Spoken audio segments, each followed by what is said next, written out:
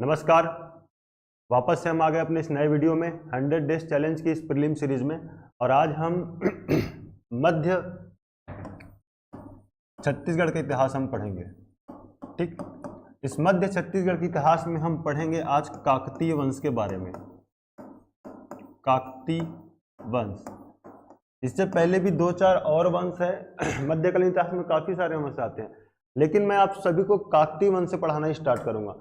काकतीय वंश, फिर कलचुरी वंश, फिर बाकी अन्य जो क्षेत्रीय राजवंश होते हैं उन सारे राजवंशों के बारे में हम पढ़ेंगे। सबसे पहले हम इस मध्यकालीन छत्तीसगढ़ के इतिहास में काकतीय वंश के बारे में पढ़ेंगे। काकतीय वंश एग्जाम के लिए आपको इतना इंपॉर्टेंट है कि आप कैसे समझिए, इसको आप नहीं पढ़ रहे हो तो आपका बहुत सारा माइनस हो जाएगा। इसको पढ़ना बेहद जरूरी है, काकतीय वंश और कलचुरी वंश। ठीक, तो फिर चलिए हम स्टार्ट करते हैं काकतीय वंश सीरीज, मध्यकालीन छत्तीसगढ़ इतिहास सीरीज हम स्टार्ट करते हैं। इसमें आज हम काकतीय वंश के बारे में पढ़ेंगे। आशा करता हूँ आप सभी का तैयारी अच्छा चल रहा होगा, हमारा वीडियो आपका काम आ रहा होगा। हर एक वीडियो को आप देखिए, अच्छा लगता है तो कमेंट कीजिए और साथ ही साथ आप शेयर भी कीजिए उन फ्रेंड्स को जो अभी हाल ही में तैयारी कर रहे हैं पीएससी और आने वाले सारे व्यापम एग्जाम को लेकर। ठीक, तो सबसे पहले हम पढ़ेंगे आज छत्तीसगढ़ के मध्यकालीन इतिहास के बारे में, जिसमें मैं आपको स्टार्टिंग में बताया काकतीय वंश के बारे में हमें पढ़ना है। ठीक,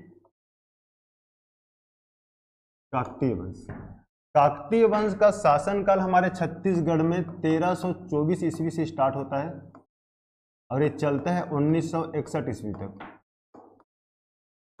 ठीक, 1324 ईस्वी से लेकर के 1961 ईस्वी तक, ये समय आप जुबान केसरी कर लीजिए। इसलिए बोल रहा हूं मैं क्योंकि बस्तर क्षेत्र में सबसे लंबे समय तक शासन करने वाला वंश है काकतीय वंश। ये क्वेश्चन पूछता है उसका, ये ऐसा क्वेश्चन पूछेगा कि बस्तर क्षेत्र में सबसे लंबे समय तक शासन करने वाला वंश कौन सा, काकतीय वंश।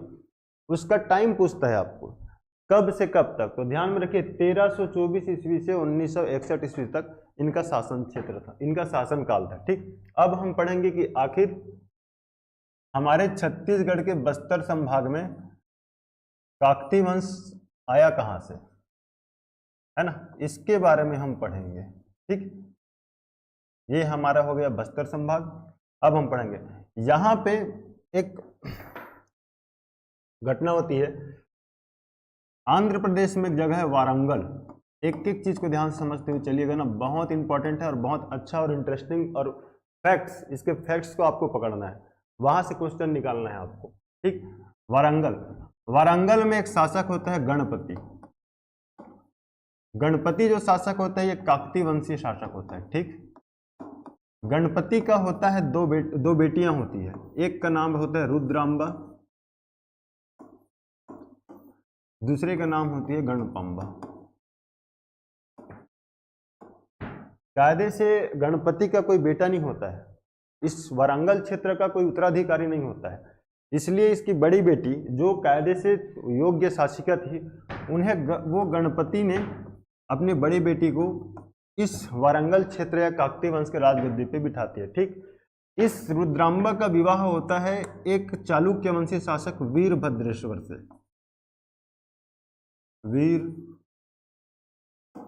वीरभद्रेश्वर से। ठीक, ये शासक होता है चालुक्य वंशी शासक। ध्यान में रखिए, यहां से भी क्वेश्चन पूछता है। ठीक, रुद्रांबा का विवाह हुआ वीरभद्रेश्वर शासक, शासक कौन सा वंश था, चालुक्य वंश। दोनों की एक बेटी होती है, बेटी का नाम है ममडंबा।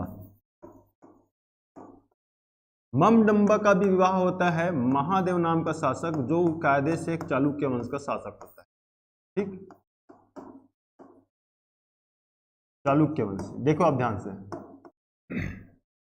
रुद्रांबा भी चालुक्य वंशी शासक से विवाह करती है, ममडंबा भी चालुक्य वंशी शासक से विवाह करती है। तो इनके जो बेटे आएंगे, इनके बेटे भी कायदे से चालुक्य वंशी होंगे ना। पहला बेटा प्रताप रुद्रदेव, प्रताप रुद्रदेव। ठीक, उसके बाद अन्नमदेव, और उसके बाद रैला देवी। ठीक, ये 3 बेटे होते हैं ममडंबा के, प्रताप रुद्रदेव, अन्नमदेव रैला देवी, है ना। शासक किस वंश के होते हैं? ये तीनों चालुक्य वंशी शासक के बेटे होते हैं, ठीक। अब चूंकि रुद्रांबा के पास एक समस्या ये आ जाता है कि इनका कोई बेटा नहीं होता। ये जो वारंगल का जो काकतीय वंश का राजगद्य है, इसका कोई उत्तराधिकारी नहीं होता है। तो रुद्रांबा क्या करती है? अपने नाती प्रताप रुद्रदेव को गोद ले लेती है, ठीक। प्रताप रुद्रदेव को गोद लेगी और गोद लेने के बाद इस काकतीय वंश का शासक बनाएगा। काकतीय वंश के शासक पर, काकतीय वंश की गद्दी पे बैठेगा कौन? प्रताप रुद्रदेव। अब चूंकि काकतीय वंश का राजा बनने के कारण प्रताप रुद्रदेव काकतीय वंशी कहलाते हैं, लेकिन कायदे से होता क्या है? ये चालुक्य वंशी। इसीलिए जब अन्नमदेव बस्तर क्षेत्र में आकर के अपना राजपाट स्थापित करेगा या चालू करेगा, तो ये क्वेश्चन पूछते हैं कि बस्तर के काकतीय वंशी शासक को और कौन से वंश से है, तो वे पूछा जाता है। तो आप ध्यान में रखिएगा, चालुक्य वंशी शासक हैं, कायदे से चालुक्य वंशी शासक हैं, ठीक। अब हम पढ़ेंगे प्रताप रुद्रदेव के बारे में। यहां तक आपको समझ में आया होगा, ठीक।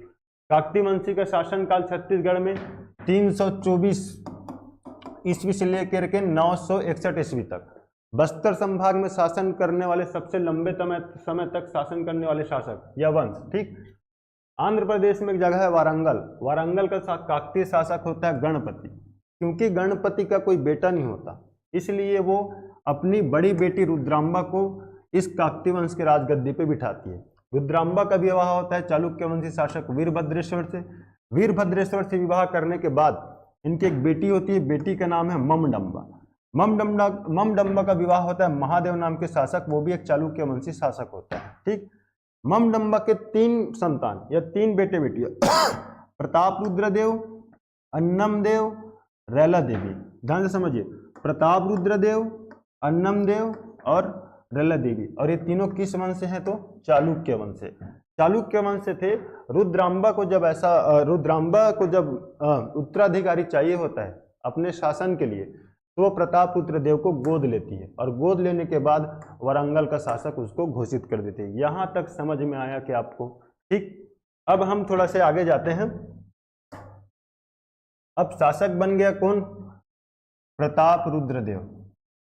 इसके शासक बनने के बाद क्या क्या विशेष घटनाएं होती है, इसके बारे में हम पढ़ेंगे, है ना। देखो ध्यान से, जब अन्नमदेव शासक बनता है ना, उस समय दिल्ली के गद्दी पे एक सुल्तान बैठता है, ठीक। दिल्ली के गद्दी पे सुल्तान बैठता है, उसका नाम होता है अलाउद्दीन खिलजी। नाम सुना ही होगा आप सभी ने, खिलजी, ठीक। इसका शासनकाल होता है 1290 से लेकर के 1320 ईस्वी तक। अलाउद्दीन खिलजी दिल्ली के राजगद्दी पे उस टाइम बैठा होता है अलाउद्दीन खिलजी। इसका एक सेनापति होता है, मोस्ट फेमस सेनापति।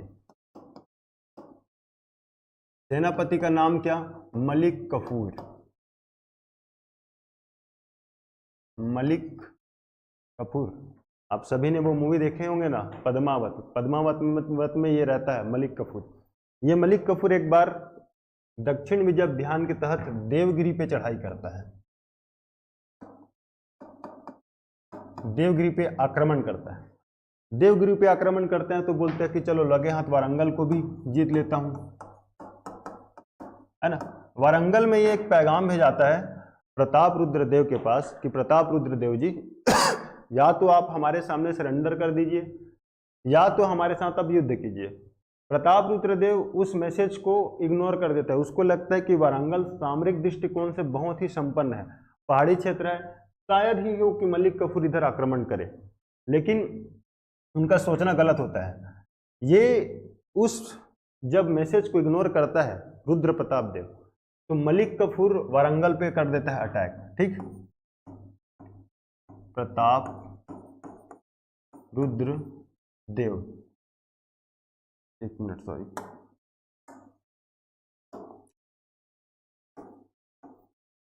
प्रताप रुद्रदेव, ठीक है जी। अभी वारंगल पे गद्दी पे बैठा है काकतीय वंशी शासक प्रताप रुद्रदेव। तब तक वहां से मलिक कफूर आ जाता है अटैक करने वारंगल पे। ये बात कब की है? 1309 ईस्वी की। ठीक, ये बात है 1309 ईस्वी की। 1309 ईस्वी में वारंगल पे अटैक करेगा मलिक कफूर। प्रताप रुद्रदेव बहुत डर जाता है, इतनी बड़ी सेना, दिल्ली के शासक का सेनापति है वो, आम आदमी तो है नहीं।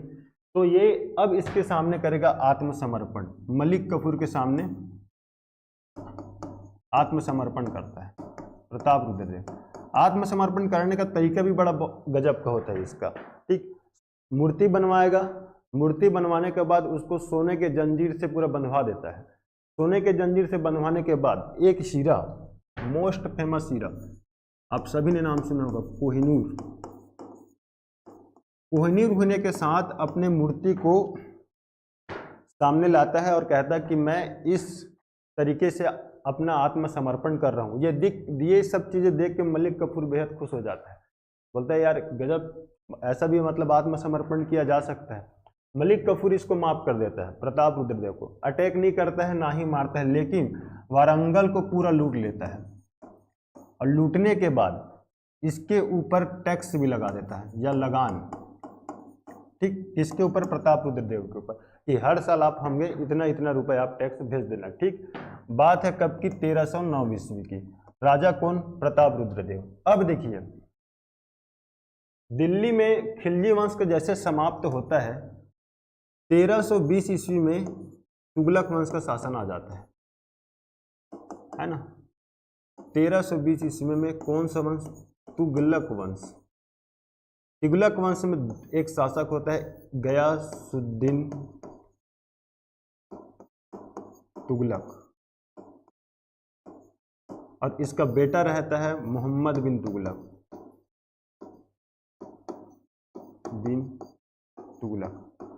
मैं आपको ये बता रहा हूँ पूरा कि आखिर हमारे छत्तीसगढ़ के बस्तर वाले क्षेत्र पे काकती वंश आया कहाँ से। उसके लिए हमको ये सारी स्टोरी जानना जरूरी है, ताकि हमको रटना ना पड़े, चीज़ों को हम समझ सके और उसका आंसर अच्छे से हम वो कर सके, सेलेक्ट कर सके प्रीलिम्स में। ठीक, तुगलक वंश, जैसे खिलजी वंश समाप्त होता है, तुगलक वंश का शासन चालू हो जाता है ना। अब होता ये क्या है,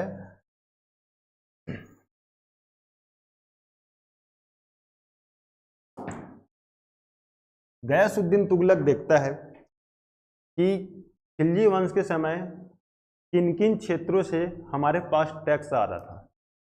वो देखता है कि वारंगल से भी टैक्स आ रहा था, लेकिन वर्तमान में वारंगल वाले कोई टैक्स भेज नहीं रहे, लगान भेज नहीं रहे। तो गयासुद्दीन तुगलक प्रताप रुद्रदेव को बोलता है मैसेज में, मतलब उसके पास एक पैगाम छोड़ता है कि आप टैक्स दीजिए हमें, जैसे उसी प्रकार से जिस प्रकार से आप खिलजी शासकों को दिया करते थे। प्रताप रुद्रदेव मना कर देता है।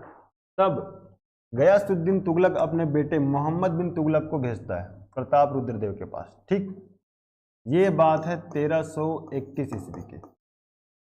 बात है कब की? 1321 ईस्वी की। यहाँ पे प्रताप रुद्रदेव और मोहम्मद बिन तुगलक के बीच युद्ध होता है, जिसमें प्रताप रुद्रदेव हार जाता है, लेकिन इसमें मारता नहीं है, वो सिर्फ समझाता है मोहम्मद बिन तुगलक, आप पुनः हमें को टैक्स देना स्टार्ट कीजिए। बात है कब? 1321 ईस्वी की। ठीक, ये मान जाता है, टैक्स देता है, टैक्स देता है। फिर आ जाता है एक समय 1323 ईस्वी। ये चीज ध्यान में रखो, कब की बात कर रहा हूँ मैं? 1323 ईस्वी। 1323 ईस्वी में मोहम्मद बिन तुगलक वापस से अटैक करता है प्रताप रुद्रदेव के ऊपर, क्योंकि टैक्स देना बंद कर देता है। कितना टैक्स दे बेचारा? 1309 में नया टैक्स दिया था, कुछ ज़्यादा ही टैक्स लेते थे इनसे। ठीक, उसके बाद 1321 में फिर ये टैक्स लगा के चला गया, और फिर उसके बाद फिर 1323 ईस्वी में इसलिए अटैक कर रहे हैं क्योंकि ये टैक्स देना बंद कर दिया। ये जब 2-3 बार जब युद्ध हुआ तो इनके सारे राजकोष खाली हो गए थे, टैक्स देना बंद हो चुका था। कहाँ से टैक्स देगा? था ही नहीं। तो 1323 ईस्वी में मोहम्मद बिन तुगलक और प्रताप रुद्रदेव के बीच युद्ध होता है। इसमें प्रताप रुद्रदेव हार जाता है। ठीक, लेकिन इस युद्ध में एक घटना होती है। क्या? इस युद्ध में इसका एक भाई होता है अन्नमदेव। आपको मैंने पहले बताया, अन्नमदेव, प्रताप रुद्रदेव और रैला देवी। ठीक, अन्नमदेव इस युद्ध में इसका साथ दे रहा होता है। अन्नमदेव को जब पता चलता है कि हमारा भाई मारा गया है या हमारा राजा मारा गया, अब हम हारने के पास है, तो अन्नमदेव युद्ध का मैदान छोड़ करके एक नए जगह की तलाश में वे आ जाते हैं छत्तीसगढ़ के बस्तर में। ठीक है, अब समझ में आया। कब की बात है? 1323 ईस्वी। 1323 ईस्वी के लास्ट मंथ की बात है। ठीक, 1323 ईस्वी के लास्ट मंथ का बात है। समय कब है? 1323 ईस्वी में जब मोहम्मद बिन तुगलक अटैक करेगा वारंगल पे, तो अन्नम देव वारंगल क्षेत्र को छोड़ के हमारे वर्तमान के बस्तर क्षेत्र में आते हैं। ठीक, अब हम इधर आगे पढ़ेंगे कि काकतीय वंश कैसे हमारे बस्तर में अपना राजकीय शासन स्थापित किया। यहां तक आप सभी को समझ में आया होगा, आशा करता हूं। ठीक, आगे हम पढ़ते हैं।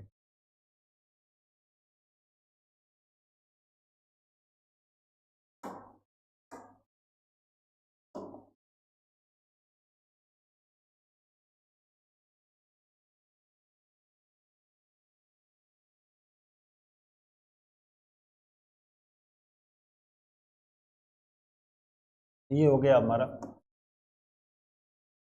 बस्तर। बात कब है? 1323 के अंतिम समय का। ठीक, अन्नम देव बस्तर के क्षेत्र पे इंटर कर चुका है। ठीक, और समय चेंज हो चुका है, बन चुका है 1324 ईस्वी, नया साल लग चुका है। ठीक, 1324 ईस्वी में क्या घटना हो रहा है? इस समय ना बस्तर क्षेत्र में छिंदक नागवंशी शासकों का शासन था। छिंदक नागवंशी, ये देखिए यहां से कैसा क्वेश्चन बनेगा। जब अन्नम देव वारंगल छोड़ के बस्तर क्षेत्र में पलायन करता है, उस समय बस्तर क्षेत्र में किस वंश का शासन था? तो ध्यान में रखिए, वो वंश था कौन सा? छिंदक नागवंशी। ठीक, सबसे पहले अन्नम देव क्या करेगा? ये जाएगा नारायणपुर। नारायणपुर में एक जगह है छोटे डोंगर। ठीक, छोटे डोंगर वाले क्षेत्र में अटैक करेगा और उस क्षेत्र को जीत लेता है। और साथ ही साथ ऐसा बोलते इतिहासकार कि जब छिंदक नागवंशी शासकों का शासन था बस्तर में, उस समय वहां के आदिवासी खुश नहीं थे उस शासक से। बहुत ही ज्यादा अराजकता फैली हुई थी साम्राज्य में। ठीक, तो उसके कारण भी वहां के जो मूल निवासी, जो उस टाइम के जो आदिवासी थे, वे अन्नम देव जी के काफी सपोर्ट किए, क्योंकि वो अपने राजा में परिवर्तन चाहते थे, है ना। छोटे डोंगर को जीता। छोटे डोंगर को जीतने के बाद ये कोंडा गांव चला जाता है। कोंडा गांव में बड़े डोंगर को जीतता है, बड़े डोंगर वाले क्षेत्र को जीत लेता है। ठीक, दोनों क्षेत्र को जीतने के बाद बड़े डोंगर में एक घटना होती है इसके साथ। घटना क्या है? अब चूंकि देखो कोंडागांव और नारायणपुर वाले क्षेत्र को तो जीत लिया, अभी दंतेवाड़ा वाला क्षेत्र बचा है जहां पे छिंदक नागवंशी शासकों का शासन क्षेत्र है। ठीक, दोनों क्षेत्र को जीत लिया, इतना बड़ा साम्राज्य को जीत लिया, तो अब इसको राजा बनना है ना भाई, राजा तो बनाना पड़ेगा ना इसको। ये क्या करता है? अपना राज तिलक करवाता है। महल तो बनाया था नहीं, महल था नहीं तो क्या करता? एक पत्थर पे बैठता है, पत्थर पे बैठ के अपना राज तिलक करवाता है। उसी को आज वर्तमान में हम पखना गादी परंपरा के नाम से जानते हैं। पखना गादी परंपरा क्या होता है? पखना गादी परंपरा तो काकतीय वंशीय शासकों का राज्याभिषेक या राज तिलक कराया जाता है इस पखना गादी परंपरा के तहत। और इस राज तिलक वाला जो रिचुअल है काकतीय वंश में, वे इसके अंतिम शासक राजा प्रवीण चंद भसदेव जी भी फॉलो करते हैं। ठीक, तो पखना गादी या पाखन गादी क्या है, ऐसा क्वेश्चन पूछेगा तो काकतीय वंशियों का राज तिलक करने का एक परंपरा है। कहाँ कराया था इसको? सबसे पहले बड़े डोंगर में। कौन? अन्नम देव। अन्नम देव के समय से ये रिचुअल स्टार्ट है। यहां तक समझ में आया कि आपको? ठीक, अब देखिए समय चल रहा है 1324 ईस्वी। अन्नम देव नारायणपुर वाले क्षेत्र को जीत लिया, कोंडागांव वाले क्षेत्र को जीत लिया। अब बच गया मूल क्षेत्र आपका दंतेवाड़ा वाला, जहां से छिंदक नागवंशी शासकों का शासन चल रहा होता है। ठीक, ये क्या करता है अन्नम देव? जब ये छिंदक नागवंशी शासकों के ऊपर अटैक करेगा, समय कब? 1324 ईस्वी। ये वहां को शासन करने वाला मूल शासक है, यही वो मेन शासक है। जब तक इसको हराएगा नहीं तब तक ऐसा माना नहीं जाएगा कि इस क्षेत्र में काकतीय वंश इंटर कर चुका है। ठीक, ये मेन शासक है, मतलब मेन दिक्कत अभी प्रॉब्लम यही था। 1324 ईस्वी में छिंदक नागवंशी शासक था हरिश्चंद्र, राजा हरिश्चंद्र। इसकी एक बेटी थी, बेटी का नाम ध्यान में रखिए, चमेली देवी। दोनों का नाम आपको पता है, दोनों का इस युद्ध में बहुत इंपॉर्टेंट रोल होता है। अन्नमदेव जाएगा, छिंदक नागवंशी शासकों के ऊपर अटैक करेगा। बात है कब? 1324 ईस्वी। 1324 ईस्वी में हरिश्चंद्र को हराता है ये। हरिश्चंद्र जब युद्ध में हार जाता है तो इसको मार देते हैं। तब तक इसकी बेटी चमेली देवी युद्ध की मोर्चा को संभालती है, और चमेली देवी की युद्ध कौशल को देख के अन्नमदेव बहुत ज्यादा प्रभावित होता है। इतिहासकार ऐसे मानते हैं कि इन्हें विवाह का प्रस्ताव भी भेजा गया था, लेकिन ये विवाह का प्रस्ताव को ठुकरा देती है। ठीक, अन्नमदेव हरिश्चंद्र को मारता है। उसके बाद उसकी बेटी चमेली देवी मारता नहीं है। इतिहासकार ऐसा मानते हैं कि जब अन्नमदेव विवाह का प्रस्ताव भेजा था ना, तो ये जौहर ले लेती है ना, ये जौहर ले लेती है। तो देखिए, अन्नमदेव अटैक कब किया? 1324 ईस्वी। तो क्या हम ऐसा कह सकते हैं कि छत्तीसगढ़ के इतिहास में काकतीय राजवंश की स्थापना 1324 ईस्वी में हुआ? बिल्कुल, है ना। इसीलिए तो पढ़ते हैं ना, छत्तीसगढ़ में काकतीय वंशों का शासनकाल कब से स्टार्ट होता है? 1324 ईस्वी से। क्यों? क्योंकि बस्तर संभाग में जो सबसे बड़ा साम्राज्य था उस समय, छिंदक नागवंशी शासकों को हराने के बाद अपनी वंश की नींव रखता है 1324 ईस्वी। ठीक, ये समय आपको नहीं भूलना है। 1324 ईस्वी में काकतीय वंश का छत्तीसगढ़ में नींव रखा गया। वो भी कौन सा क्षेत्र? बस्तर वाले क्षेत्र, जिसको चक्रकोट या भ्रमरकोट भी कहते थे। ठीक, चक्रकोट या भ्रमरकोट भी कहा जाता था उस टाइम। वहां पे ये अपना शासन स्थापित करता है। शासक कौन थे? अन्नमदेव। काकतीय वंश का स्थापना करने वाला शासक कौन था? अन्नमदेव। छत्तीसगढ़ में काकतीय वंश का संस्थापक छत्तीसगढ़ में कौन शासक था? अन्नमदेव। समय 1324 ईस्वी। यहां तक आप लोग को समझ में आया होगा। ठीक, आगे हम 2-4 क्वेश्चन सॉल्व करते हुए चीजों को समझते हुए चलना है। ये ऐसा वंश है जहां से हर एग्जाम में आपको क्वेश्चन पूछेगा। कोई ऐसा एग्जाम नहीं है जब यहां से क्वेश्चन ना बनता हो। हर एक एग्जाम में यहां से क्वेश्चन बनेगा, इसीलिए इसको बहुत डिटेल और बारीकी से पढ़ना है आपको। ठीक है,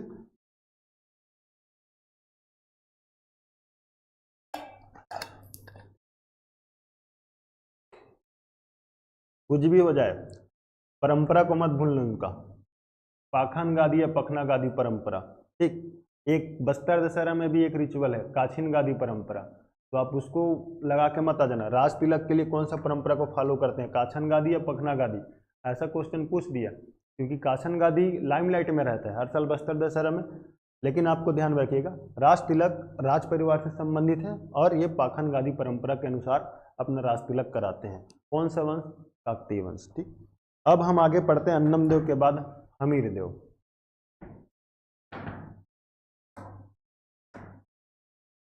सॉरी, नहीं, पेज पे अन्नमदेव के बाद हम पढ़ेंगे हमीरदेव। अच्छा, अन्नमदेव के बारे में हम पढ़ लिए हैं। ठीक, इसकी एक बहन भी थी क्या? बहन भी थी ना, रैला देवी नाम की, है ना। रैला देवी नाम की इसकी बहन थी। इसके बारे में थोड़ा सा इतिहास आप जान लीजिए, उसके बाद हम आगे बढ़ेंगे।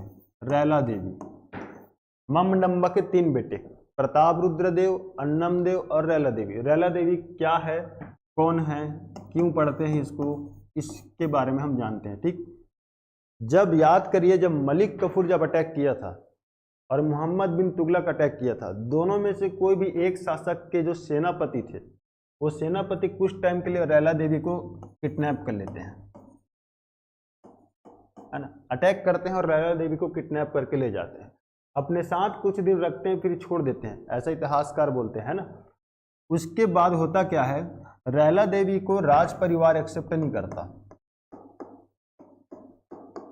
राज परिवार एक्सेप्ट नहीं करता। जब राज परिवार एक्सेप्ट नहीं करता है ना, तो रैला देवी जो वर्तमान का हमारे छत्तीसगढ़ में जो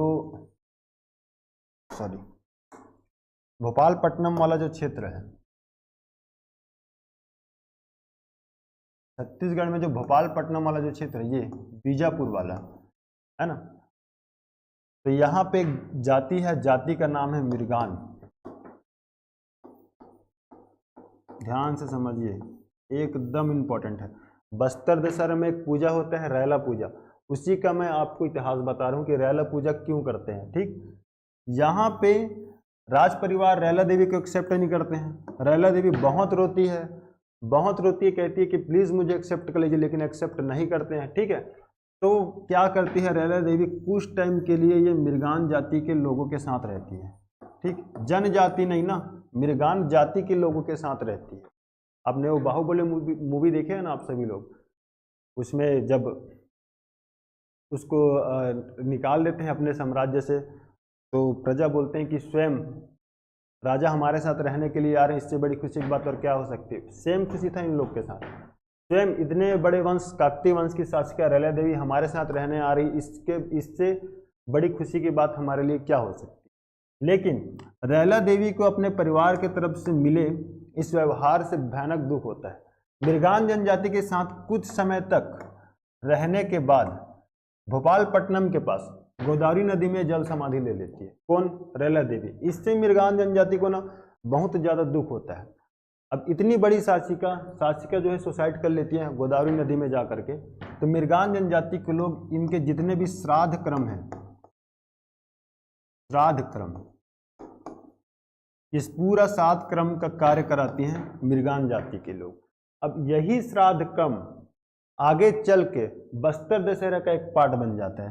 ठीक, और उसी को हम रैला पूजा के नाम से जानते हैं। अब समझ में आया कि बस्तर दशहरा में रैला पूजा क्यों पूजा जाता है या क्यों किया जाता है ना। रैला देवी अपहरण होता है उनका, राज परिवार एक्सेप्ट नहीं करते, तो ये मिर्गान जाति के लोगों के साथ रहती है।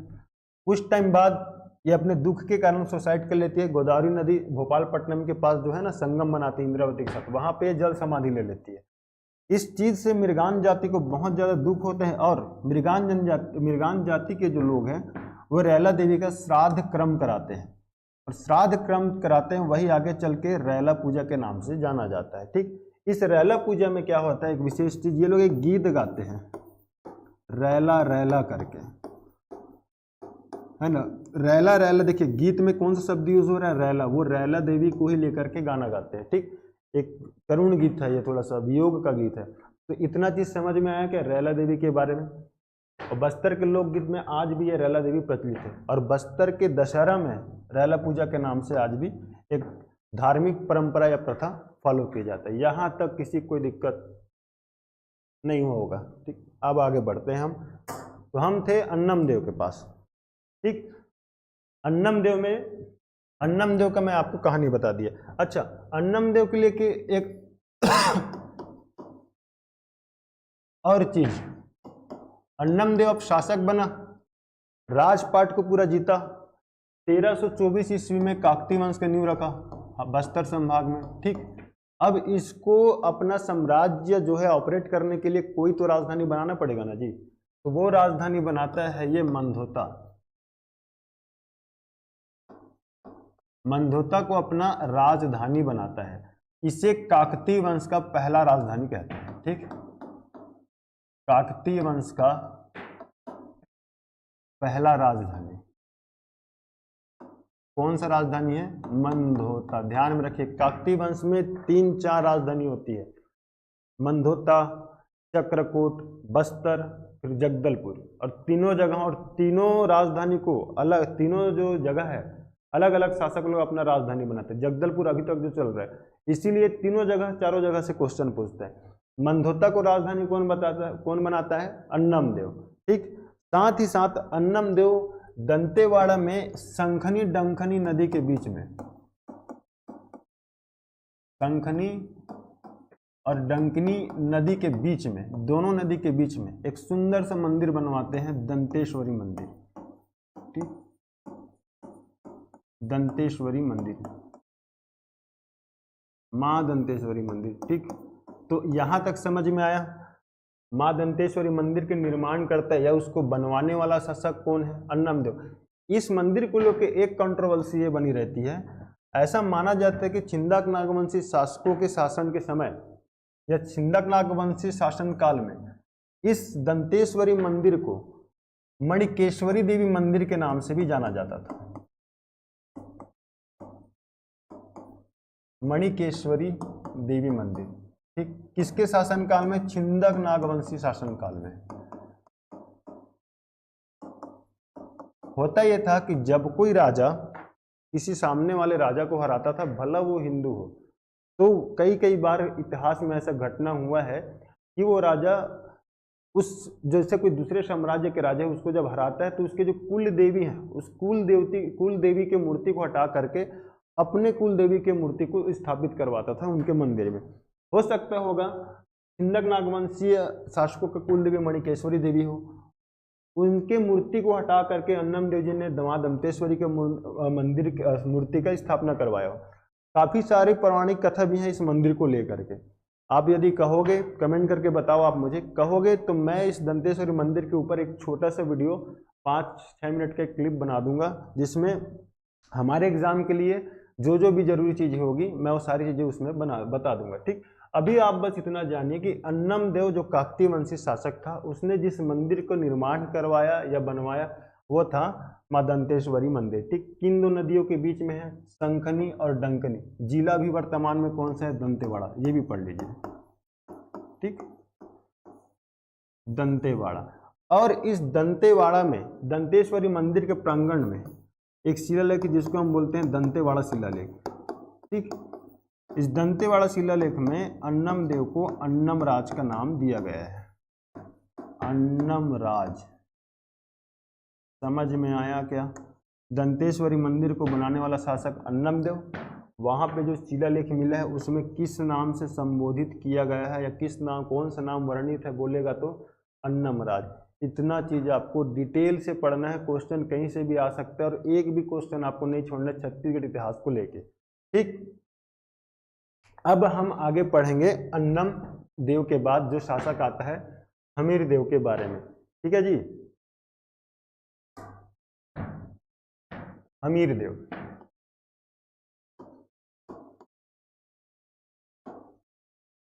अन्नम देव के बाद जो शासक आएगा उसके बारे में हम पढ़ेंगे, हमीर देव।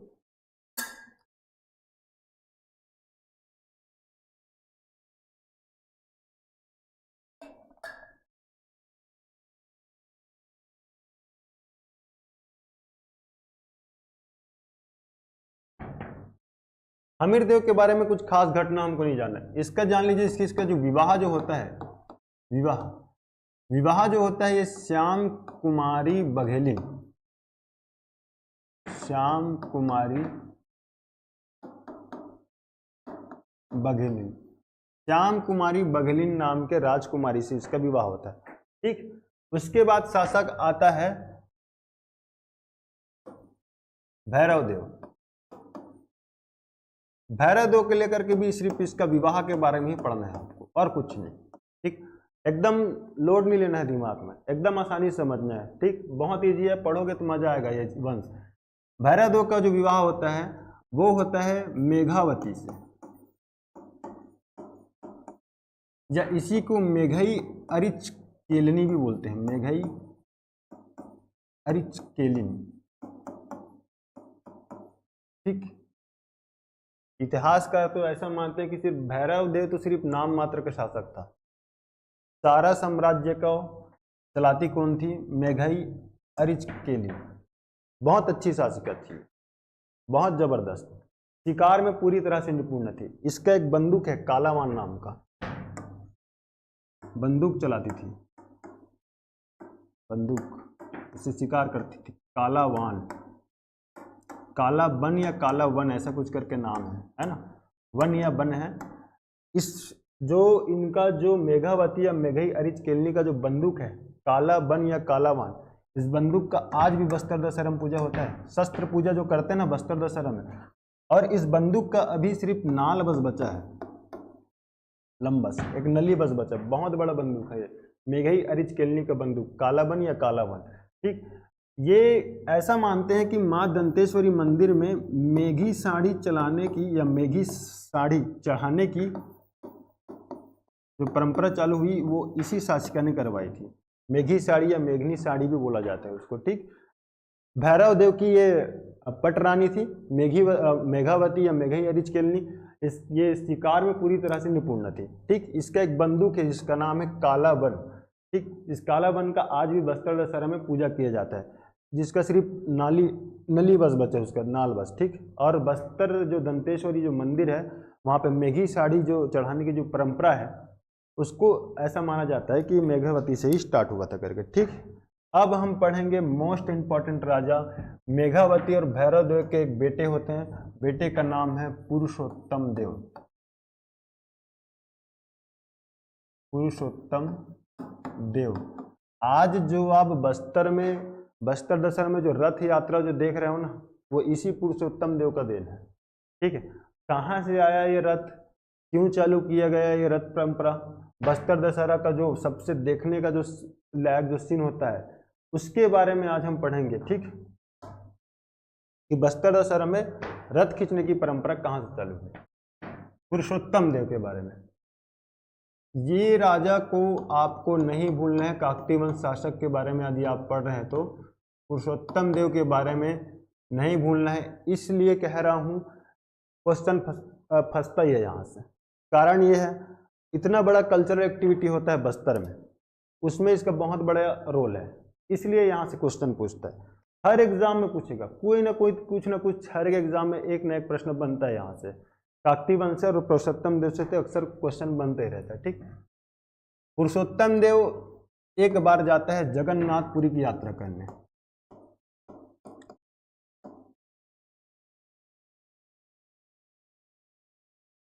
ठीक। कहाँ, वर्तमान का उड़ीसा। ऐसा मानते इतिहासकार, जब पुरुषोत्तम जो जगन्नाथपुरी की यात्रा करने के लिए गए, दर्शन करने के लिए गए, तो मंदिर पहुंचने से कुछ दूर पहले वे पेट के बल सरकते हुए गए थे। इतना बड़ा साम्राज्य का शासक जब किसी अन्य साम्राज्य में इंटर करेगा तो वहाँ का राजा खुश होगा ही, क्योंकि युद्ध के लिए नहीं आ रहा है, ये दर्शन करने के लिए आ रहा है। और राजा आदमी रथ से आता है तो ठीक है, ये तो यात्री बन के आ रहा है, यात्रा करते हुए आ रहा है, इसलिए वहाँ का जो शासक था, तत्कालीन शासक, वो बहुत खुश हो जाता है। जगन्नाथपुरी मंदिर में जाता है, तमाम प्रकार की स्वर्ण मुद्राएं भेंट करता है, तमाम प्रकार की गिफ्ट लेके जाता है। कौन? पुरुषोत्तम देव, ठीक। अब राजा को पता चलता है कि इतना बड़ा साम्राज्य का शासक हमारे जगन्नाथपुरी यात्रा का दर्शन करने के लिए आता है, तो उड़ीसा के राजा ने वहां के जो पुजारी होता है उसको आदेश देता है कि आप पुरुषोत्तम देव जी को 16 चक्कों वाला एक रथ गिफ्ट करेंगे, ठीक। इस 16 चक्कों वाला रथ को गिफ्ट करते हैं और इस रथ को एक्सेप्ट करने के बाद पुरुषोत्तम देव एक उपाधि धारण करता है, उपाधि का नाम है रथपति। समझ में आया? रथपति उपाधि धारण करने के पीछे कारण, उड़ीसा का जगन्नाथपुरी मंदिर का पुजारी 16 चक्कों वाला रथ को गिफ्ट करता है, किसको? पुरुषोत्तम देव को। और इस 16 चक्कों वाले रथ को एक्सेप्ट करने के साथ ही साथ वो रथपति का भी उपाधि धारण करता है। यहां तक समझ में आया होगा आप सभी को, ठीक। अब देखिए, रथपति का उपाधि धारण किया और इस रथ को लेकर के आएगा ये बस्तर। तो उड़ीसा की जो एक रानी थी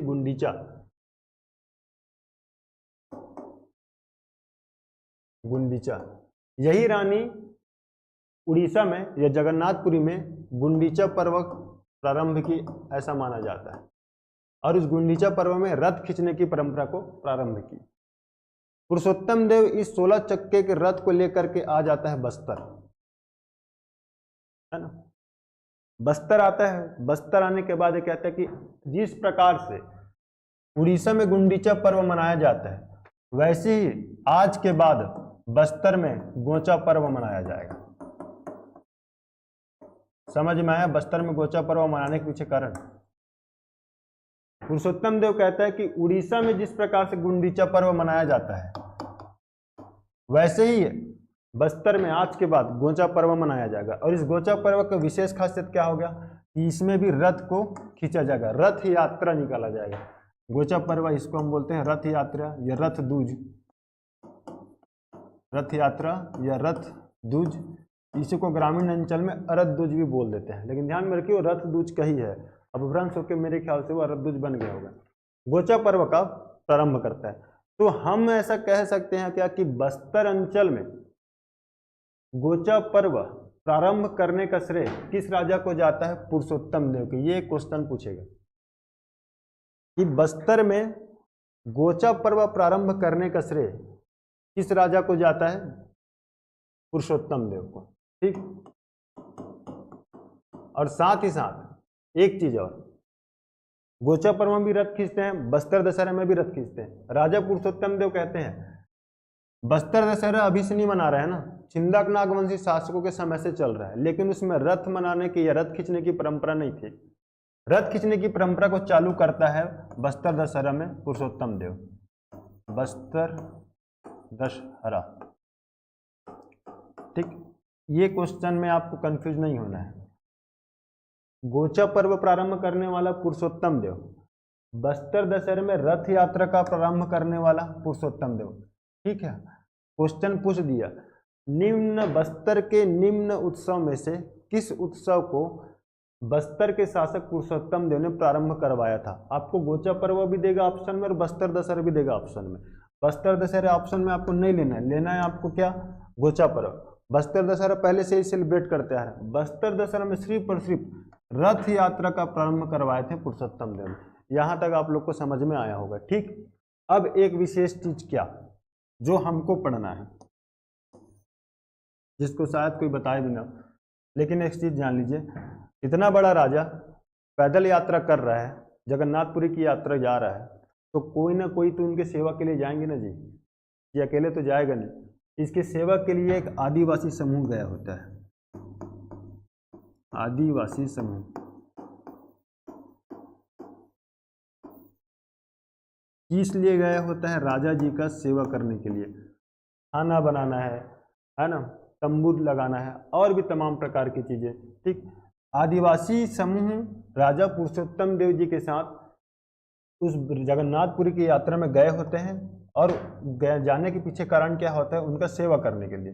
ठीक, जब ये पूरा यात्रा संपन्न होता है जगन्नाथपुरी का, यात्रा संपन्न होने के बाद इस आदिवासी समूह को राजा पुरुषोत्तम देव एक उपाधि देता है जिसका नाम है भद्र। ये उपाधि आज के बाद आपको नहीं भूलना है। ठीक, राजा पुरुषोत्तम देव जो आदिवासी समूह सेवा करने के लिए गया होता है उसे कौन सी उपाधि देते हैं? भद्र, यात्रा कंप्लीट होने के बाद। ठीक, और यही भद्र आगे चल के भतरा जनजाति कहलाया कालांतर में, भतरा जनजाति।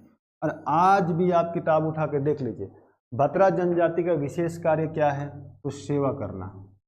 समझ में आया भतरा जनजाति का विशेष कार्य करने के पीछे कारण, या भतरा जनजाति का विशेष कार्य सेवा करना क्यों है, इसके पीछे कारण आज आप लोगों को समझ में आया होगा। ठीक, आशा करता हूँ वीडियो आपको पसंद आ रहा होगा, हर एक चीज आपको समझ में आ रहा होगा।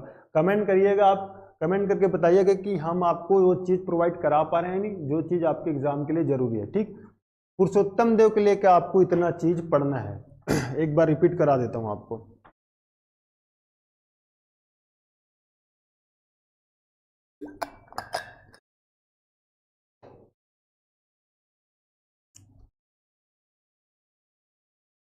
राजा पुरुषोत्तम देव जगन्नाथपुरी की यात्रा करेगा। ठीक, जगन्नाथपुरी यात्रा जाएगा, स्वर्ण का मुद्रा भेंट करेगा। वहां के राजा के कहने पर, कहाँ के? उड़ीसा के राजा के कहने पर जगन्नाथपुरी का जो पुजारी होता है वो 16 चक्कों वाला रथ गिफ्ट करता है। किसे? पुरुषोत्तम देव जी को। पुरुषोत्तम जी को रथ गिफ्ट करेंगे। पुरुषोत्तम जी जब रथ को एक्सेप्ट करते हैं, साथ ही साथ वे एक उपाधि धारण करते हैं, उस उपाधि का नाम है रथपति। ठीक, साथ जब वे 16 चक्कों वाले रथ को लेकर के बस्तर आते हैं तो उड़ीसा में एक पर्व मनाया जाता है, गुंडीचा पर्व, जो एक रथ यात्रा निकाली जाती है। ठीक, उस गुंडीचा पर्व के तर्ज पे बस्तर में गोचा पर्व का प्रारंभ कराते हैं।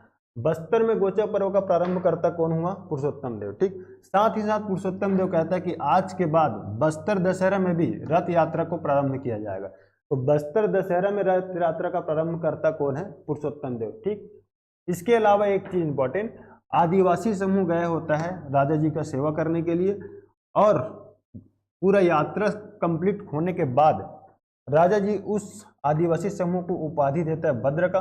वही भद्र आगे चल के भद्रा जनजाति कहलाते हैं और आज भी भद्रा जनजाति का विशेष कार्य सेवा करना है। ठीक, अब हम आगे पढ़ते हैं पुरुषोत्तम देव जी के बाद प्रताप राजदेव।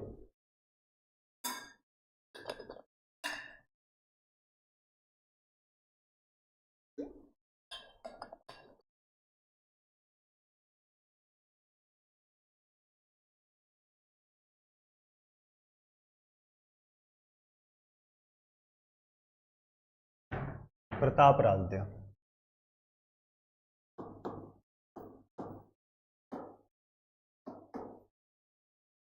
प्रताप राजदेव एक लाइन में, इसके बारे में सिर्फ इतना जानो,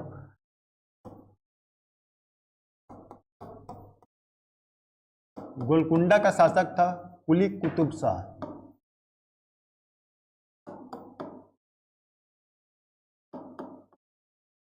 कुली कुतुब शाह प्रताप राजदेव के ऊपर आक्रमण करता है, इसके साम्राज्य क्षेत्र पे आक्रमण करता है और कुछ कुछ क्षेत्र को जीतता भी है ना। कुछ खास हानि नहीं होती है, बस आप इतना ध्यान में रखिए कि प्रताप राजदेव के समय किस मुस्लिम शासक का आक्रमण हुआ था, तो कुली कुतुब शाह का। बस इतना ध्यान में रखिए, कुली कुतुब शाह का जो वंशज है, वे वंशज काकतीय वंश के शासकों को डिस्टर्ब करता ही रहता है, थोड़े थोड़े मात्रा में कभी न कभी अटैक करता ही रहेगा। ठीक, तो आप बस इतना जानिए प्रताप राजदेव के बारे में कि कुली कुतुब शाह नामक कोई गोलकुंडा का या शासक था, उन्होंने इसके ऊपर आक्रमण किया था। ठीक, प्रताप राजदेव के बाद हम पढ़ेंगे वीर सिंह देव के बारे में। ठीक है जी, वीर सिंह देव के बारे में।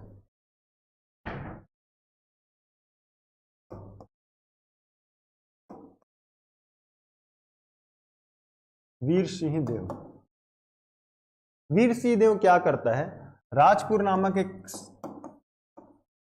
दुर्ग बसाता है या किला, राजपुर नामक एक किला बसाता है, दुर्ग बसाता है और कुछ टाइम के लिए अपना इसको राजधानी भी बना लेता है, एकदम शॉर्ट टाइम के लिए, इसका शासनकाल भी ज़्यादा समय तक नहीं रहता, कुछ टाइम के लिए राजपुर दुर्ग को अपना राजधानी बना लेता है। ठीक, इसके बाद आता है हरपाल देव। ठीक, हरपाल देव के बारे में पढ़ना है हमको, वो इम्पोर्टेंट है। हरपाल देव, ध्यान से देखिए, हरपाल देव, इसके शासनकाल में क्या होता है ये देखते हैं। हरपाल देव, ठीक, अब देखो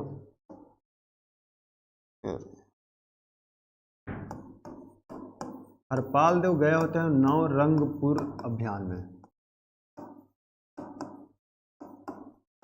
और इस अभियान में वो सफल भी हो जाता है, नवरंगपुर अभियान में जाता है और इस अभियान में वो सफल भी हो जाता है। ठीक, इस अभियान में सफल होने के कारण दंतेवाड़ा शिलालेख 1702 ईस्वी के आसपास की बात है, दंतेवाड़ा शिलालेख उत्कीर्ण करवाता है या बनवाता है। कौन सी भाषा, छत्तीसगढ़ी भाषा या छत्तीसगढ़ी बोली। ठीक, शिलालेख का क्या नाम, दंतेवाड़ा शिलालेख। दंतेश्वरी मंदिर के प्रांगण के आसपास आपको ये शिलालेख मिल जाएगा, दंतेवाड़ा शिलालेख। इस शिलालेख की क्या विशेषता है कि ये छत्तीसगढ़ी भाषा में उल्लेखित, छत्तीसगढ़ी भाषा में उल्लेखित प्रथम शिलालेख है ये, है ना। उल्लेख करता या बनवाने वाला कौन, हरपाल देव काकतीय वंशी शासक। दंतेवाड़ा शिलालेख है कहाँ, दंतेश्वरी मंदिर के प्रांगण में। इतना समझ में आया क्या।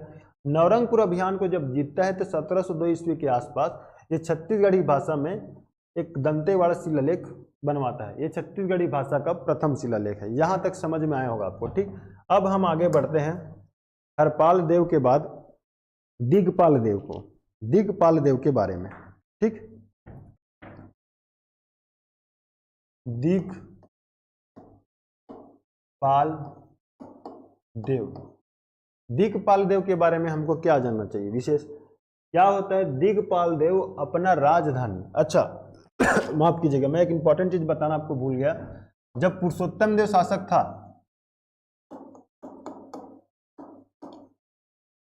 पुरुषोत्तम देव का जब शासन था तो वो इतने सारे कल्चरल एक्टिविटीज कराता है, साथ ही साथ अपना राजधानी मंदोता को बदल करके चक्रकोट रखता है। ठीक, मंदोता जो राजधानी होता है, काकतीय वंश का पहला राजधानी, उसको बदल के ये राजधानी बनाता है किसको, चक्रकोट को। ये चीज़ छूट गया था मेरे से, आप उसको आप अपने नोट्स में मेंशन कर लीजिए। ये कलचुरियों का काकतीय वंश का फर्स्ट राजधानी हुआ, है ना, और चक्रकोट जो है ये सेकंड राजधानी होता है, सेकंड राजधानी। ठीक, काकतीय वंश का पहला राजधानी कौन? मंधोता। दूसरा राजधानी चक्रकोट। तीसरा राजधानी दिगपाल देव क्या करता है? चक्रकोट को बदल के वर्तमान का जो बस्तर है ना, बस्तर नाम का जो जगह होगा उसको अपना राजधानी बनाता है। तो क्या हम ऐसा कह सकते हैं कि काकतीय वंश का तीसरा राजधानी कौन सा है? तो बस्तर। ठीक, बस्तर क्या है? काकतीय वंश का थर्ड नंबर का राजधानी है। ठीक, इतना समझ में आया क्या? बनाने वाला शासक कौन? दिगपाल देव।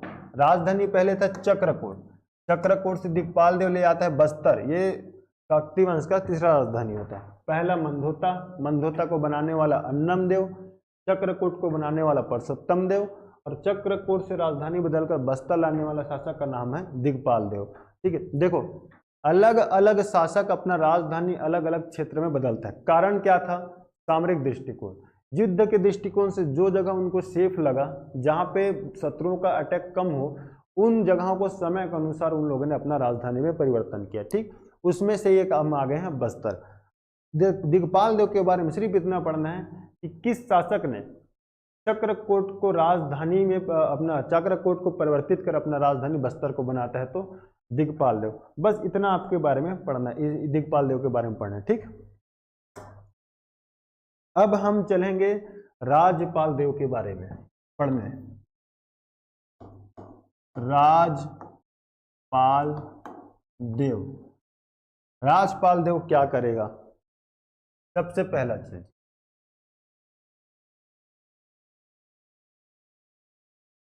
राजपाल देव दो रानियों से विवाह किया होता है, बघेलिन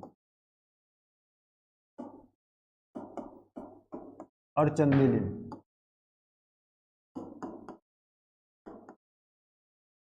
ठीक, बघेलिन और चंदेलिन से इनका विवाह हुआ रहता है। इसकी पटरानी रहती है बघेलिन। पटरानी कहने का मतलब है जो सबसे ज्यादा पसंदीदा रानी, वो बघेलिन को ज्यादा पसंद करता था राजपाल देव। इसका एक बेटा होता है दखन सिंह।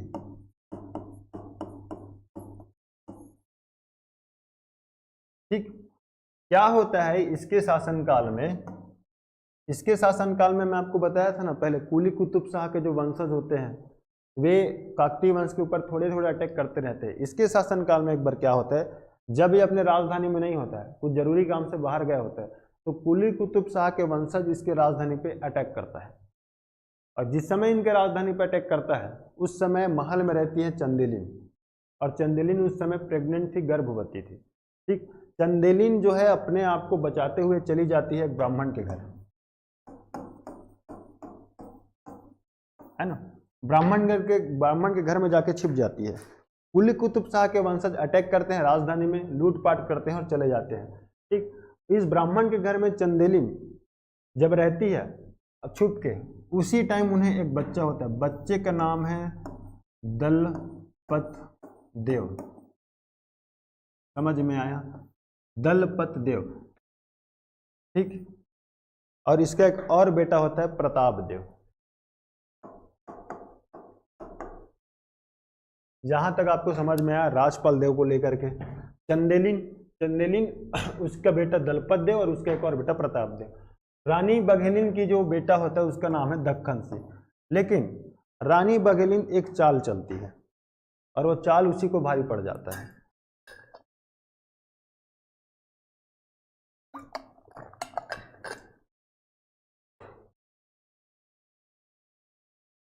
रानी बघेलिन एक चाल चलेगी और चाल उसी को भारी पड़ जाता है। चाल क्या चलती है? राजपाल देव की बोलती है, क्योंकि ये सबसे प्रिय है, बघेलिन राजपाल का एकदम प्रिय है ना। तो राजपाल देव को बोलती है कि एक काम कीजिए जी, आप दलपत देव को एक कोटपाड़ संधि आपने सुना है ना, हाँ, कोटपाड़ वाला क्षेत्र आप उसको शासन करने के लिए दे दीजिए। और प्रताप देव को भी वैसे ही कोई छोटा मोटा एक परगना को छोटा मोटा क्षेत्र आप शासन करने के लिए भेज दीजिए। इससे होगा क्या? इसका मेंटेलिटी क्या चल रहा है? दलपत देव और प्रताप देव दोनों रहेंगे बाहर। कहां से? राजधानी से। दलपत देव और प्रताप देव दोनों बाहर रहेंगे राजधानी से, तो राजगद्दी पे कौन बैठेगा? मेरा बेटा दक्कन सिंह। ऐसा ये सोच रही है।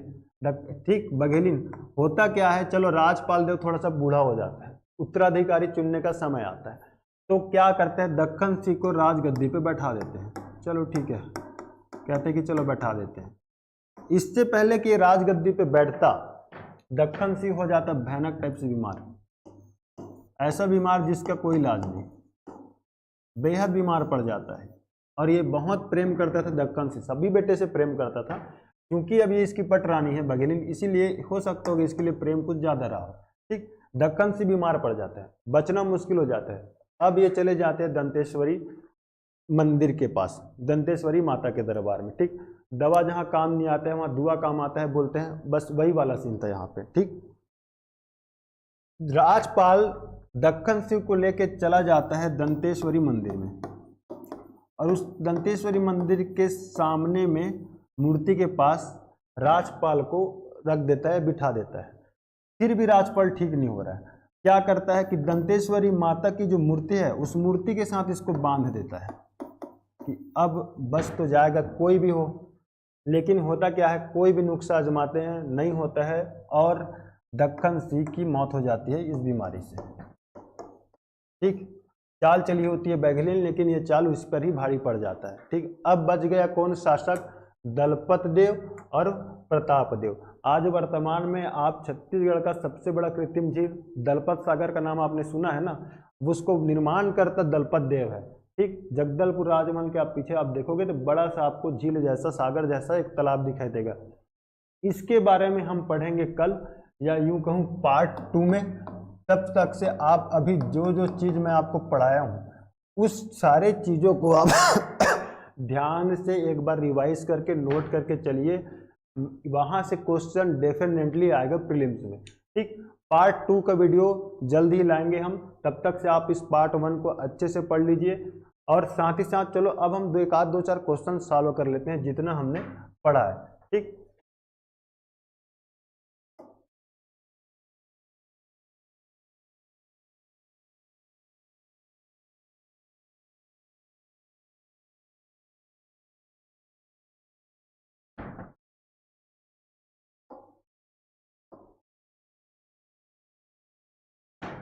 ठीक, चलिए। छत्तीसगढ़ में काकतीय वंश का वास्तविक संस्थापक है,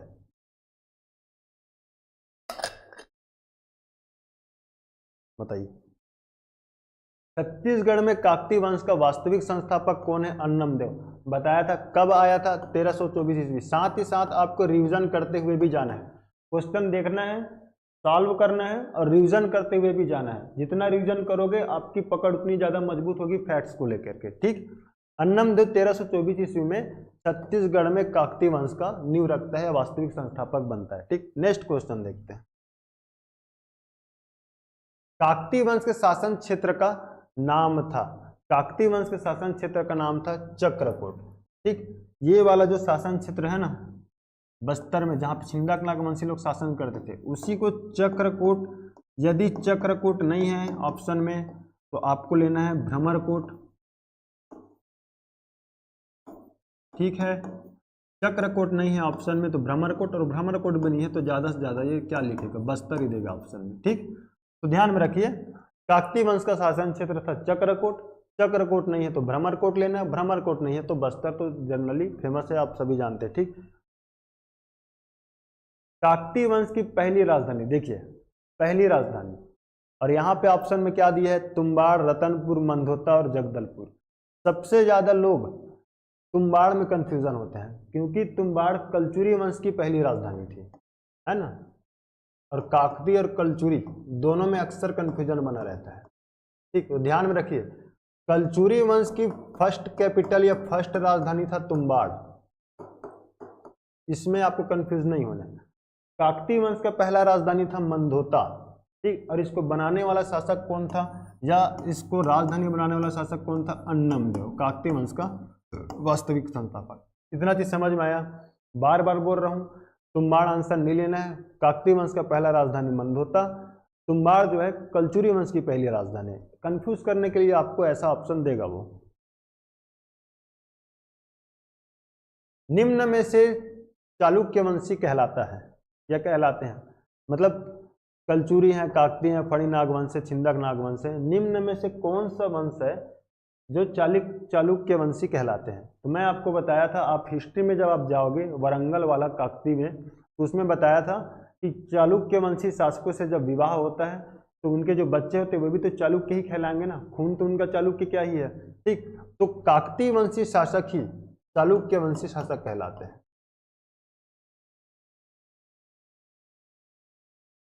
ठीक है जी। काकती वंशी शासक ही चालुक्य वंशी शासक कहलाते हैं। और दंतेवाड़ा शिलालेख में भी स्वयं को इन शासक लोग चालुक्य बताए हैं। बस्तर में चालुक्य वंश की स्थापना कब हुई? अब यहाँ पे आप कंफ्यूज हो जाओगे, बोलोगे सर आप तो काकती वंश पढ़ाए हैं, बस्तर में तो चालुक्य वंश कभी था ही नहीं। तो काकती वंश कायदे से चालुक्य वंशी थे, तो घबराना नहीं है। कब हुआ था? तो 1324 ईस्वी में बस्तर क्षेत्र में चालुक्य वंश की स्थापना हुई थी, ठीक। दंतेवाड़ा में स्थित दंतेश्वरी मंदिर की स्थापना किस शासक ने कराया था? कॉमन से क्वेश्चन है, इजी क्वेश्चन है, फिर भी पूछता है कभी कभी, व्यापम में भी पूछ देगा। अन्नम देव ने करवाया था। एक अलग से वीडियो बना दूंगा मैं इसके ऊपर, दंतेश्वरी मंदिर के ऊपर, ठीक। किस काकती शासक ने रथपति का उपाधि धारण किया था? मोस्ट फेमस क्वेश्चन बनता ही है। पांडुवंश चले जाओ, उपाधि पूछेगा। कलचुरी चले जाओ, उपाधि पूछेगा। सोमवंशी चले जाओ, उपाधि पूछेगा। जिस भी वंश में आप पढ़ो उनकी उपाधि से कहीं ना कहीं क्वेश्चन पूछता है। किस काकती शासक ने रथपति का उपाधि धारण किया था? तो मैं बताया था, पुरुषोत्तम देव। उड़ीसा जागाता है, जगन्नाथपुरी की यात्रा करता है, 16 चक्कों वाला रथ गिफ्ट करता है पुजारी, गिफ्ट एक्सेप्ट करने के साथ ही इसको रथपति का भी उपाधि धारण कर लेता है। शासक कौन? आपका पुरुषोत्तम देव, ठीक। ये गुंडीचा होगा ना, गुंडिया लिखा गया, गुंडीचा हो गया। उड़ीसा के गुंडीचा पर्व के तर्ज पर बस्तर में गोचा पर्व का प्रारंभ किस शासक ने कराया? वह शासक थे पुरुषोत्तम देव, ठीक है। यहां तक समझ में आ रहा है? वह कौन सा आदिवासी समूह है जिसे पुरुषोत्तम देव ने भद्र की उपाधि दी थी? मैं आपको बताया था, भद्र ही आगे चल करके भद्रा जनजाति कहलाते हैं। गए होते हैं सेवा करने के लिए, और वर्तमान में भी इनका विशेष कार्य क्या है? सेवा करना। जब जनजाति वाले चैप्टर में आप सभी को पढ़ाऊंगा तो उसमें ये भी पढ़ाऊंगा कि कौन कौन से जनजाति का विशेष कार्य क्या है। खैरवाड़ जनजाति हो गया, भुंजिया जनजाति हो गया, हलबा, तमाम प्रकार की जनजाति, इन सबका अपना एक विशेष कार्य है, पर्टिकुलरली परंपरागत कार्य है, ठीक। इनका भी परंपरागत कार्य क्या है? सेवा करना। किस शासक के शासन काल में या किसके शासन काल में मोहम्मद कुली कुतुब शाह की सेना ने बस्तर पर आक्रमण किया? फिर उसके बाद उनके वंशज आक्रमण करने स्टार्ट कर दिए, ठीक। अन्नम देव तो थे नहीं, क्योंकि ये इस वंश के संस्थापक हैं। रुद्र प्रताप देव नहीं, पुरुषोत्तम देव ये भी नहीं है, इन्होंने ये तो बस्तर में उनका प्रारंभ करवाया था रथ यात्रा का। बच गए कौन? प्रताप राजदेव। यही वो शासक है जिनके शासन काल में कुली कुतुब शाह ने बस्तर पर आक्रमण किया था, ठीक।